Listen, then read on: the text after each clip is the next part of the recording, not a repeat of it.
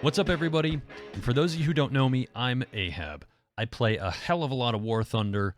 I stream War Thunder every Wednesday on Twitch for my War Thunder Wednesday streams. _Ahab is my Twitch handle, but enough about that. I wanted to make this video because I haven't seen an updated version of something like this on YouTube or any other medium that I'm aware of. And what I wanted to talk about here was armor, and specifically how it affects your survivability in War Thunder. Now, if any of you are like me, I'm sure most of you, or at least some of you, have gotten frustrated. And I know I've been frustrated many a times. What? No way!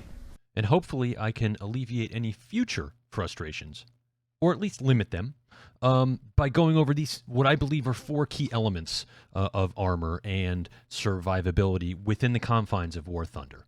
Now, a couple of disclosures and disclaimers here. First of all, I'm not a War Thunder expert. There are tons of War Thunder players that are significantly more talented at playing the game than I am. I just enjoy the game a lot. Keeping all that in mind, and also keeping in mind that we're talking about, a game.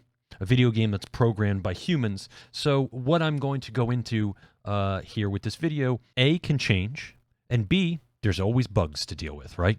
So the 4 critical items, I'm just going to summarize them right now.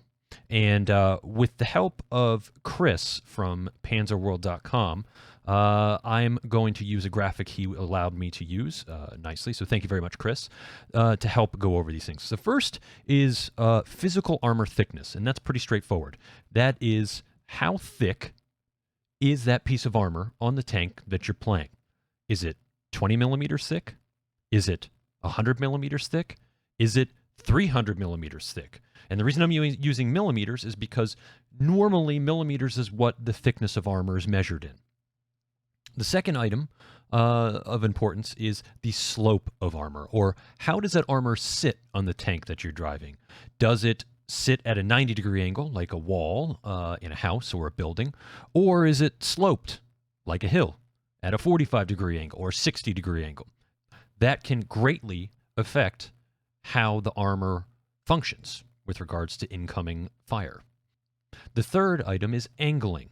And that differs from slope because angling refers to your whole tank itself. How is the tank positioned relative to incoming fire?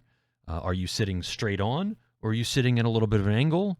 Or, heaven help you, are you sitting with your rear towards the enemy and they're going to shoot you in the behind? And then put all of that together and you get the 4th item, which is called effective armor thickness. War Thunder takes all of that math and does it for you, so there'll be times where a combination of all 3 will make you virtually impossible to defeat. But then there's also other times where that combination of 3 will make you incredibly vulnerable and easy to defeat. So let's dive in to the first one.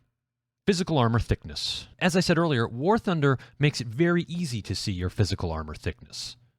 Jumping right in here to the Soviet T-34-57, which is a common opponent that I face when I play my favored tank, T-14, on the American tree.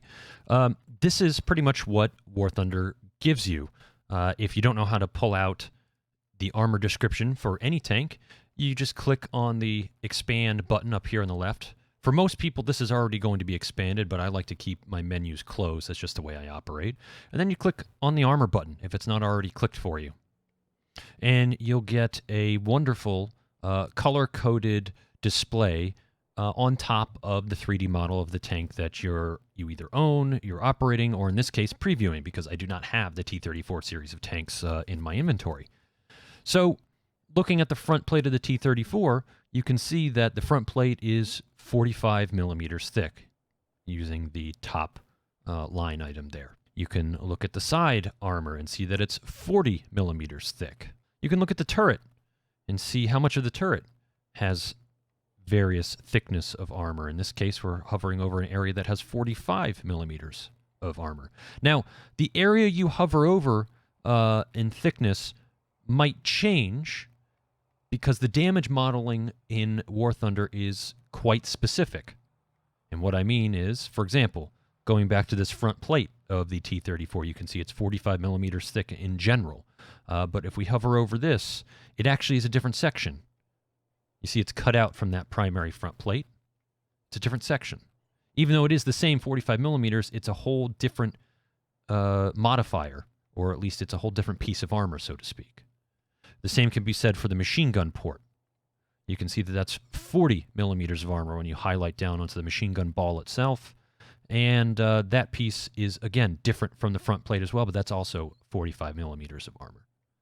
You can also see that there's a little bit of red here where the front kind of rolls through. And you can see it's 100 millimeters of armor right there at the point.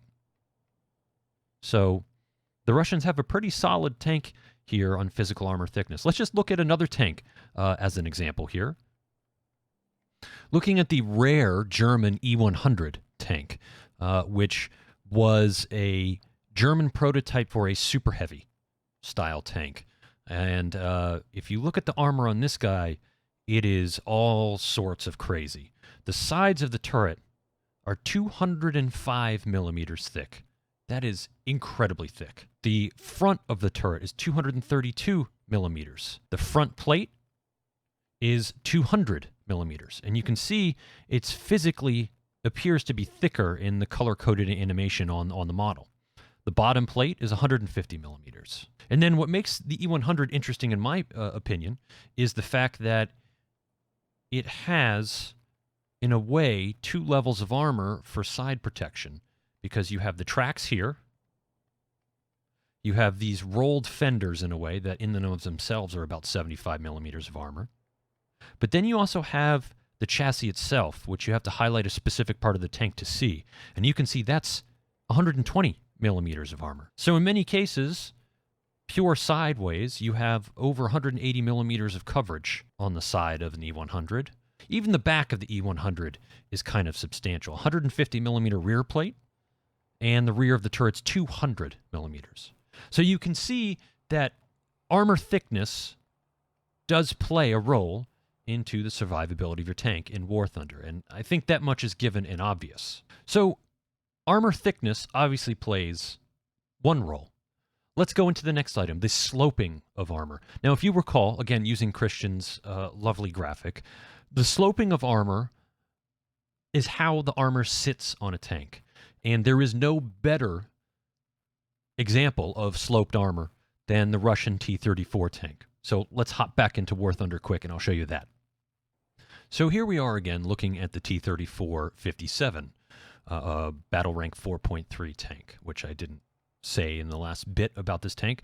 But if you highlight any section of armor in the animation in War Thunder, you can see that the construction armor slope angle is 60 degrees there on the bottom of the information panel of the piece of armor you're hovering over with the mouse. So how does that affect how thick the armor is? Well, War Thunder also takes into consideration the viewpoint of the camera and how that affects the armor thickness. Because theoretically, according to War Thunder's calculations, the viewpoint of the camera is where you would be shooting from, so to speak. So you can see with the arrow, you have armor dimensions of 77 millimeters, and that is basically the math of taking 45 millimeters and doing the math with the 60-degree angle, and thereby creating a 77 millimeter plate thickness. Now, again, that has to do with where the camera is. If we change the camera view, you can see how the armor dimensions at that same point increase. Or if we shoot down, so to speak, on the front of the tank, you can see the armor dimension decrease. So you can see how having a sloped plate for a tank that is shooting level or even up a little bit at the front plate of the T-34 increases the T-34 survivability dramatically, which I'm sure many of you can share some frustrating stories having to deal with the T-34 and its many variants in game. So while the T-34 is a great example of how armor sloping helped a very lightweight and mobile tank and making its survivability greater, let's take it to the other end of the spectrum, where the Germans took their King Tiger, or the Tiger II, and combined thick armor and sloping. Now, I happen to have a King Tiger in my inventory, and I enjoy playing it. It is a very strong tank to play. There is something to be said to be sitting there against multiple foes and having their shots bounce off your armor because your armor is sloped and you're angling the tank appropriately. So let's look at this front plate on a Tiger II.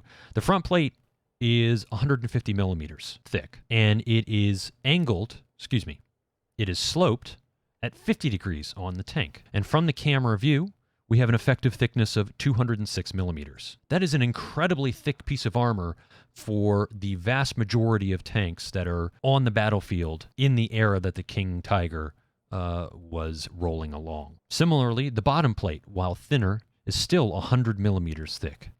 And at 50-degree angle, at the angle the camera is, you're looking at an effective thickness of 198 millimeters. That's incredibly thick. If you recall, the T-34 only had a 45-millimeter plate front, top, and bottom. So the King Tiger really was a improvement upon the Tiger I. And that's something, that's a lot to be said. Even the side plates of the King Tiger, or the Tiger II, as most people refer to it, are 80 millimeters thick. Almost double the thickness of the side plate on the T-34 series of tanks. However, the side plates on a King Tiger aren't sloped that much. So the effective thickness is not increased that much when you're shooting a King Tiger side on. I'll get to angling in a minute, but earlier in the video I mentioned how War Thunder does all the math for you. And I showed you in the previous segment of the video how sloped armor and armor thickness and the point of view of the camera all combine to make an effective armor thickness. Well, you don't necessarily need to leave it to the math and the grid to show you what is what. You can do a protection analysis in War Thunder, which is a fantastic tool to see where opposition tanks, or maybe tanks that you're having problems playing against, have weaknesses. So let's go back to our old buddy here, the T-34-57, which, like I said, I faced quite a few of them in the T-14. We go up again to the menu on the left, and we enable the armor protection overlay. And then you can see the button here that says protection analysis. When you click on that, that will start an applet of sorts, or a new way to interact with the interface, and it will bring up this box here, which is titled protection analysis. Now, what you can do is you can say, okay, I am playing the US tanks. I'm playing the T-14, which is a rank 2 tank. And the shot that I prefer to use is the M61 shot. We'll leave it at 500 meters just for the sake of ease. And what you can do is the mouse now turns into crosshairs, as you see, and that is basically where the shell is going to hit. So, for example, if I take a straight-on shot at the driver door here on the T-34-57 with my shell from the T-14, I can tell you that's exactly the damage that happens 99% of the time if I hit that spot.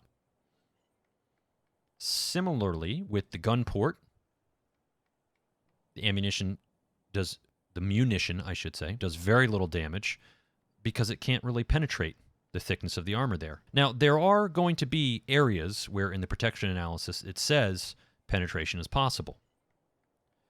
A lot of these areas are going to be very difficult, if not impossible, to hit in a battle scenario. Now, let's angle the T-34 just a little bit.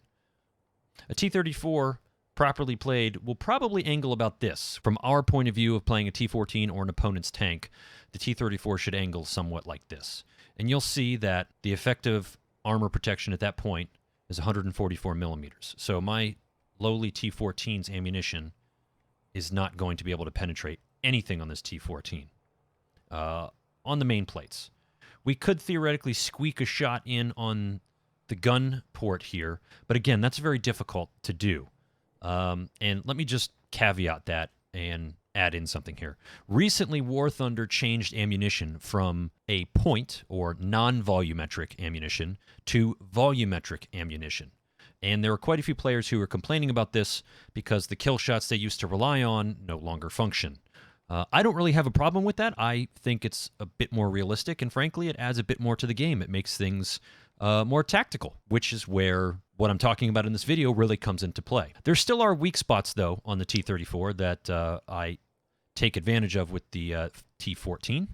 One of them is The T14 is slightly taller than the T34. There are fairly good chances that you can sneak a shot in along the collar, and I've done that quite a few times. Another location to shoot if you're front or angled on to a T34 is literally on the underside of the gun. That can damage the gun, take them out of the fight for a little bit. And then the cheeks of the turret, you can see, will cause any number of issues when aimed properly. Now, I'm really only focusing on how you face off against an opponent when you're front on or the opponent is angling. Obviously, with the protection analysis, if you shoot from the side on, that's a different story altogether.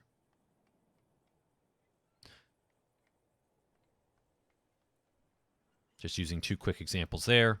Same can be said when shooting at the rear.